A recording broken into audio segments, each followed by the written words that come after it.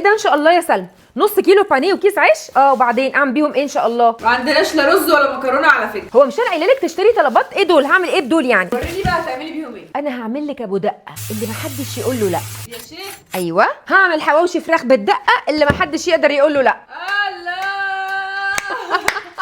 يلا بينا، يلا بقى نبتدي على طول. طاسه على النار وحطي فيها معلقه من الملح، نص معلقه من الفلفل الاسود، نص معلقه من البصل الباودر، نص معلقه من الثوم الباودر، نص معلقه من الجنزبيل، نص معلقه برده من الزعتر، ومعلقه كبيره من بهارات الفراخ، وكمان معلقه كبيره من البابريكا. وعايزه اقول لك الكلام ده يا جماعه للنص كيلو فراخ فيليه. ايوه سامعين التش دي؟ ده الخل. خلاص انا طشيت عليها معلقتين كبار من الخل، عايزاها زي العجينه كده، وزودت كمان معلقتين 3 كده من الزيت. والعجينه دي بقى ايه عشان تبقى دقه بقى؟ حطينا الخل، فاضل الثوم، حطيت عليها كمان معلقه كبيره من الثوم، وهسيب الميكس ده على جنب. وتعالي بقى ايه هقول لك هنعمل ايه. انا دلوقتي عندي نص كيلو فراخ زي ما قلت لك، هحط عليهم 4 معالق كبار من البرغل. البرغل يا جماعه بيبقى عند العطار او بيبقى عند السوبر ماركت. وبعد كده هحط عليه ميه واسيبه يتنقع. هجيب دلوقتي عندي فلفل احمر، فلفل اخضر، فلفل سبايسي، رومي، براحتك اي فلفل بتحبيه. المهم يا ستي انا رحت مخرطاه بالمخرطه، وبعدين جبت بلانشه ثانيه حطيت عليها نص كيلو الفراخ وبرده هخرطها بالمخرطه. عايزه تضربيها في الكبه براحتك. يا سلام بقى لو الصدور دي ميكس ما بين الوراك والصدور علشان تبقى ملبسه كده وحلوه. المهم يا ستي قعدت اخرطها بالمخرطه كده، وتخلي بالك عشان لو لقيتي عروق يا ريت تطلعيها كده وترميها.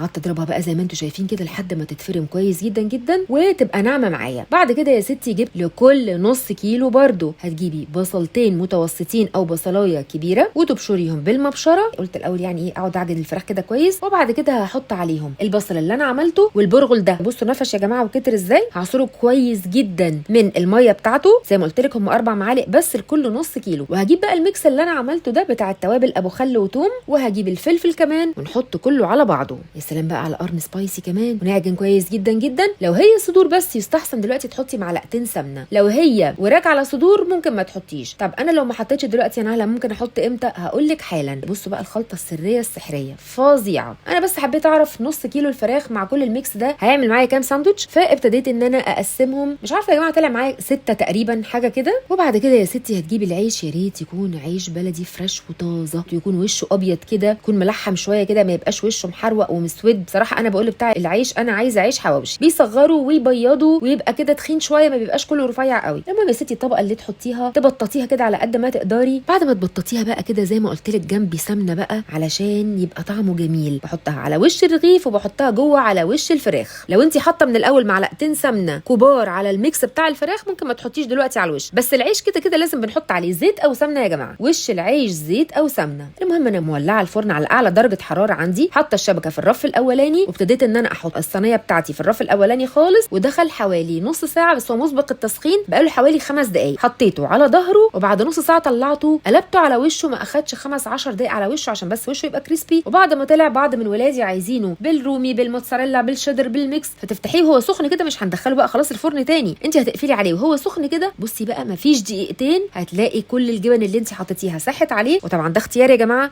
لمحبي الجبنه. وعايز اقول لك الميكس ده مع بعضه حلو قوي. سامعين الصوت ده بقى؟ هو بيبقى كريسبي كده وبيبقى جميل جدا جدا. تعملي بقى جنبه سلطه خضراء، تحمري شويه بطاطس، تحطي عليها شويه بصل كده وترشي عليه شويه سماق او ملح حتى يا ستي، وكمون او ملح وفلفل واتفر، طعمه جميل قوي. وعرفنا نتصرف يا ست سلمى من نص كيلو فراخ فيليه وشويه عيش بلدي. عملت لكم اكل حلو قوي، يا ريت اسمع رايكم. ولايك وشير لو عجبكم الفيديو. بحبكم قد الدنيا دي كلها، ما تحرمونيش من كومنتاتكم الحلوه. هستنى رايكم فيه ونشوفكم الفيديو جاي حلوين. باي باي, باي.